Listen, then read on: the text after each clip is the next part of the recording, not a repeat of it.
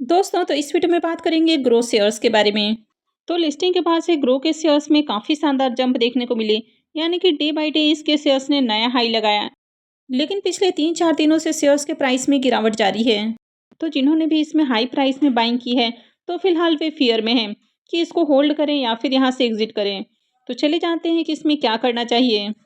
वैसे वीडियो सिर्फ और सिर्फ इन्फॉर्मेशन और एजुकेशनल पॉइंट ऑफ व्यू से बनाई जा रही है, तो वीडियो को बिल्कुल भी रिकमेंडेशन ना समझें। कहीं भी बाई सेल करने से पहले अपनी खुद की एनालिसिस करें और अपने फाइनेंशियल एडवाइजर से भी जरूर कंसल्ट करें।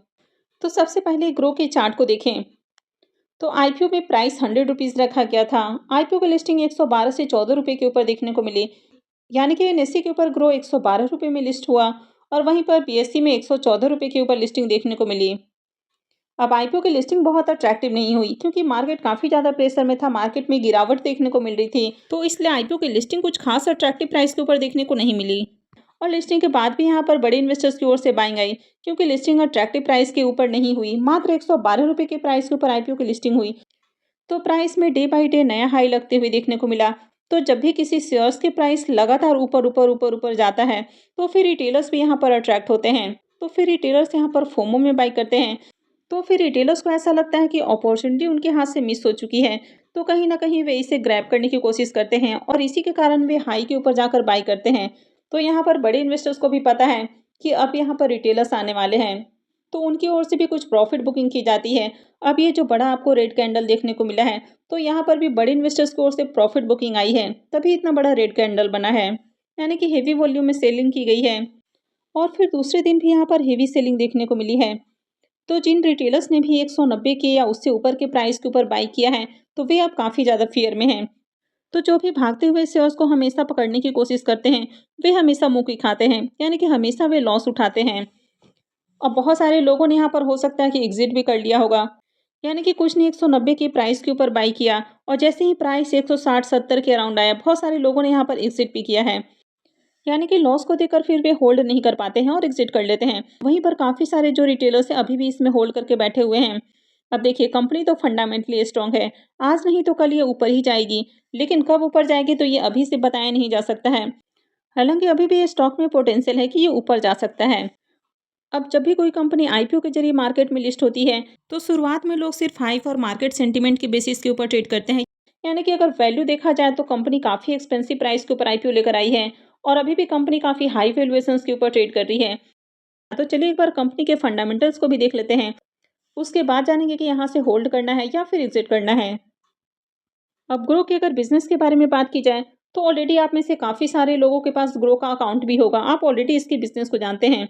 अगर इसके करंट मार्केट प्राइस की बात की जाए तो 97,500 करोड़ के अराउंड इसका मार्केट कैप है। यानी कि अभी भी इंडिया की टॉप कंपनी देखने को मिल रही है। करेंट प्राइस 198 रुपये के अराउंड ट्रेड कर रहा है। अगर हाई की बात करें तो इसके शेयर्स ने 194 रुपये का हाई लगाया, जबकि आईपीओ की लिस्टिंग 112 रुपये के अराउंड हुई थी। स्टॉक के पी मल्टीपल को देखें तो 52 का पी मल्टीपल है। यानी कि कंपनी एक्सपेंसिव प्राइस के ऊपर ट्रेड कर रही है। अगर इसके आरओसी और आरओई को देखें तो कंपनी का आरओसी और आरओई ये दोनों ही काफ़ी शानदार है और फेस वैल्यू इसका 2 रुपये पर शेयर है। अब ग्रो को अगर इसके पीयर कंपनियों से कंपेयर करें तो ग्रो का जैसे कि आप देख रहे हैं कि पी मल्टीपल 52 के अराउंड है, मोतीलाल ओसवाल का 28 का, 361 का 41 के अराउंड है, नुमारा वेल्थ का 25.65 का, एंजल वन का 31.90 का और आईआईएफएल कैपिटल का 16.06 का पी मल्टीपल है। यानी कि अभी फिलहाल इसकी मार्केट में जो भी लिस्टेड पीयर कंपनियां हैं, अगर इनसे कंपेयर करें तो कंपनी एक्सपेंसिव प्राइस के ऊपर ट्रेड कर रही है। अब लिस्टिंग के बाद कंपनी के Q2 के भी नंबर आए हैं, यानी कि फाइनेंशियल 26 के Q2 के नंबर आए और इसका नंबर भी कुछ खास अट्रैक्टिव देखने को नहीं मिला है। यानी कि अगर आप इसके सेल्स के नंबर को देखें तो फाइनेंशियल 25 के सितंबर क्वार्टर में कंपनी का सेल्स जहां 1125 करोड़ का था, वो अभी गिर के 1019 करोड़ का हो चुका है। यानी कि पिछले साल के अगर सितंबर क्वार्टर से इसको कंपेयर करें तो इसमें 7.7% का आपको ड्रॉप देखने को मिला है। हालांकि पिछले साल का जो जून क्वार्टर है अगर उससे कंपेयर करें तो कंपनी का सेल्स इंक्रीज हुआ है। अब अगर इसके एक्सपेंसेस को देखें तो कंपनी का जो एक्सपेंस है ये पहले से कम हुआ है। यानी कि कंपनी ने अपने एक्सपेंसेस को कम करके दिखाया है और इसी कारण कंपनी का जो ऑपरेटिंग प्रॉफिट है वो इंक्रीज हुआ है, चाहे उसको जून क्वार्टर से कंपेयर करें या फिर सितंबर क्वार्टर से कंपेयर करें। तो यही रीजन है कि कंपनी का इनकम तो डाउन है, लेकिन कंपनी का जो प्रॉफिट है ये पिछले साल के जून क्वार्टर से और सितंबर क्वार्टर से भी ज़्यादा इंक्रीज हुआ है। अब इसी तरह कंपनी का अगर इनकम लगातार स्लिप होता है तो कंपनी ज़्यादा दिनों तक अपने प्रॉफिट को मेंटेन नहीं रख पाएगी। जैसे कि अभी कंपनी ने दिखा दिया कि एक्सपेंस को कम किया गया है, लेकिन कोई भी कंपनी एक्सपेंसेस को ज़्यादा घटा भी नहीं सकती है। तो ये किसी भी कंपनी के लिए पॉजिटिव साइन नहीं है कि कंपनी का रेवेन्यू लगातार घट रहा है। अगर ग्रोथ को मेंटेन रखना है तो रेवेन्यू और इनकम इन दोनों में ग्रोथ होनी चाहिए। वैसे ईयर ऑन ईयर इसके सेल्स को देखें तो कंपनी का जो सेल्स है ये लगातार इंक्रीज हुआ है। अगर इसके प्रॉफिट को देखें तो फाइनेंशियल 22 में कंपनी लॉस में थी, 23 में कंपनी प्रॉफिट में आई, 24 में फिर से कंपनी लॉस में देखने को मिली, फिर से फाइनेंशियल 25 में कंपनी प्रॉफिट में आई है। अब कंपनी में अकाउंट ओपनिंग फ्री है, काफ़ी सारे कंपनी सर्विसेज भी दे रही है, यानी कि नए नए फाइनेंशियल प्रोडक्ट कंपनी ऑफर कर रही है, ऐड कर रही है। कंपनी का जो प्लेटफॉर्म है ये भी काफ़ी ज़्यादा कस्टमर फ्रेंडली है, यानी कि इजी टू यूज़ प्लेटफॉर्म है। और यहाँ पर मार्केट की जो अपडेट है वो लगातार देखने को मिल जाती है, यानी कि कौन सा स्टॉक टॉप गेनर है, कौन सा टॉप लूजर है, कहाँ पर ज़्यादा बाइंग की जा रही है। तो काफ़ी सारे यहाँ पर अपडेट आपको देखने को मिल जाते हैं। तो काफ़ी सारे फीचर्स हैं जिनके कारण कंपनी लगातार अपना मार्केट शेयर इंक्रीज कर रही है। अब कंपनी का जो मार्केट शेयर लगातार इंक्रीज हो रहा है तो उसके पीछे कंपनी के खर्चे भी हैं, यानी कि कंपनी ऐड वगैरह के ऊपर काफ़ी ज़्यादा एक्सपेंसेस कर रही है। तो कंपनी को अपने प्रॉफिट पर भी ध्यान देना होगा, यानी कि कंपनी आगे प्रॉफिट जनरेट करती है तभी कंपनी के जो शेयर्स प्राइस हैं वो सस्टेन कर पाएंगे। कंपनी के अगर रिजर्व को भी देखें तो कंपनी का रिजर्व भी पहले से इंक्रीज हुआ है। अगर कंपनी के कर्ज को देखें तो कंपनी के ऊपर ज़्यादा कर्ज नहीं है, यानी कि जिस हिसाब से कंपनी के पास रिजर्व है उसके अकॉर्डिंग अगर बोरिंग्स को कंपेयर करें तो almost company debt free consider की जा सकती है। अब इस कंपनी में अगर मार्केट शेयर को देखें तो प्रमोटर का यहाँ पर 27.81% का स्टेक है, जबकि एफ का यहाँ पर सबसे ज़्यादा स्टेक है और 57.14% का एफ का स्टेक है। अब जो फॉरेन इंस्टीट्यूशनल इन्वेस्टर्स हैं तो उनको अच्छे से पता है कि कंपनी में कितनी अपॉर्चुनिटी है ग्रोथ की, तो इसी कारण उनका काफ़ी बड़ा स्टेक है यहाँ पर। डीआईआईस की भी बात करें तो इनका भी 4.07% का स्टेक है और पब्लिक का 10.98% का स्टेक है।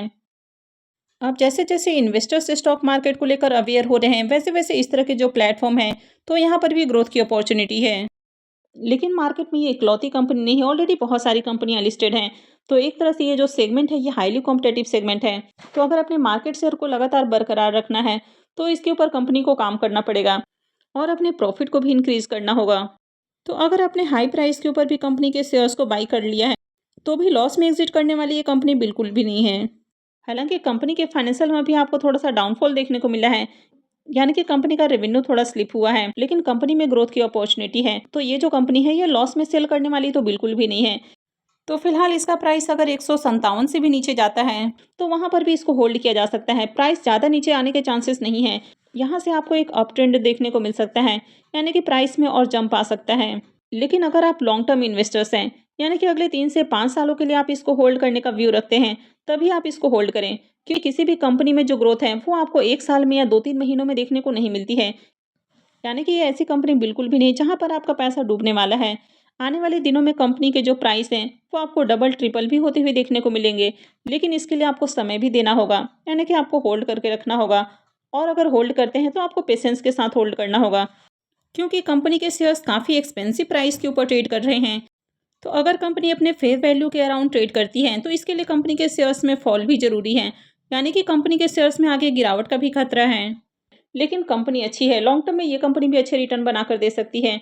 तो अब आपको डिसाइड करना है कि आपको इसमें बने रहना है या फिर इससे एग्जिट करना है। तो आपने किस प्राइस के ऊपर शेयर्स को बाई किया है और आपने कितनी क्वांटिटीज को होल्ड किया है, कमेंट करके जरूर बताएं। आई होप आपको वीडियो अच्छी लगी होगी। तो अगर आपने वीडियो को लाइक नहीं किया है तो वीडियो को लाइक कर दें, चैनल को भी सब्सक्राइब करके रखें और वीडियो को अंत तक देखने के लिए आप सबका बहुत बहुत धन्यवाद।